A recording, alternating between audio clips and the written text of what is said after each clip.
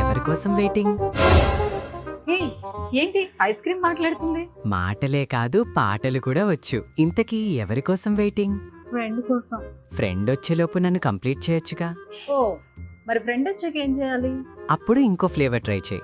Hello, dessert ని dessert లాగే తినాలి, డిన్నర్ లా కాదు. నేను ఆర్గానిక్ ఐస్ క్రీమ్ డిన్నర్ లాగా తిన్నా నో ప్రాబ్లం. ఓ అవునా, మరి నార్మల్ ఐస్ క్రీమ్ కి నీకు ఏంటి డిఫరెన్స్?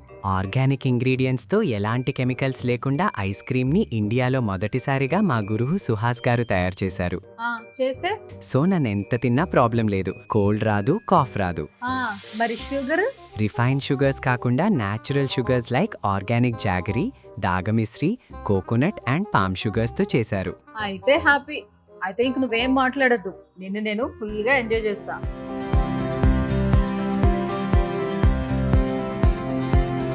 ఎలాంటి గిల్ట్ ఫీల్ లేకుండా మీరు ఆర్గానిక్ ఐస్ క్రీమ్ ని ఎంజాయ్ చేయాలనుకుంటున్నారా? అయితే ఇంకెందుకు ఆలస్యం, మీరు కూడా వచ్చేసేయండి ఆర్గానిక్ క్రీమ్ బై ఐస్ బర్గ్.